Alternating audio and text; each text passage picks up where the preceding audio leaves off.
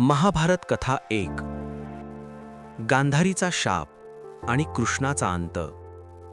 जेव्हा करुणा शाप बनते। गंभीर वातावरण, मंद वाऱ्याचा आवाज, दूरवर रणशिंगाचा हलका प्रतिध्वनी। नमस्कार, मी सूर्य आणि तुम्ही पाहत आहात दुनियादारी एक्सप्रेस। आज आपण ऐकणार आहोत महाभारतातील एक अशी कथा जिथे करुणा शाप बनते आणि देवही कर्माच्या नियमापासून सुटत नाही। कुरुक्षेत्राचं युद्ध संपलं होतं, पण रणांगणावर विजयाचा जयघोष नव्हता। फक्त राख, रक्त आणि निश्शब्दतेचा भार। चिडीचूप शांतता, अधूनमधून वाऱ्याचा सुसाट आवाज। राजमहालात डोळ्यांवर पट्टी बांधलेली गांधारी उभी होती। तिच्या 100 पुत्रांच्या मृत्यूची बातमी तिच्या छातीत वादळ बनून धडधडत होती। ती हळूहळू पुढे आली। समोर उभा होता कृष्ण। तिचा आवाज शांत, पण त्या शांततेखाली महासागर उसळत होता।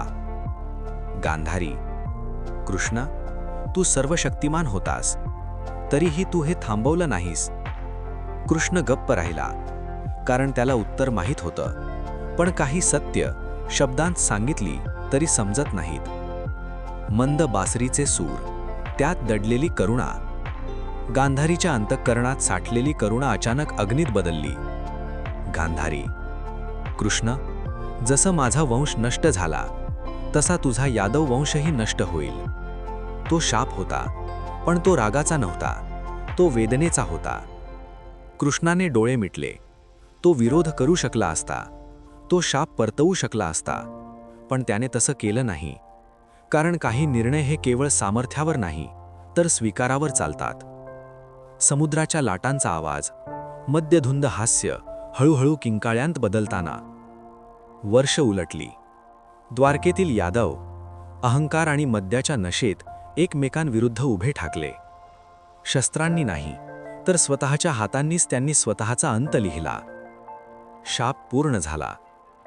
जंगलातील शांतता, पक्ष्यांचा मंद किलबिलाट, वाऱ्याची सळसळ।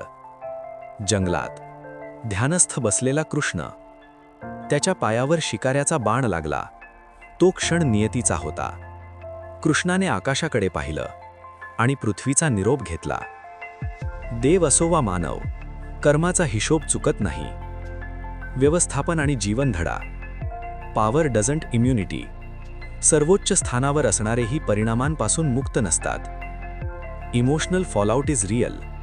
निर्णय योग्य असला तरी त्यातून निर्माण होणाऱ्या भावना दुर्लक्षित केल्या तर त्या भविष्यात वादळ बनतात। Leadership demands accountability.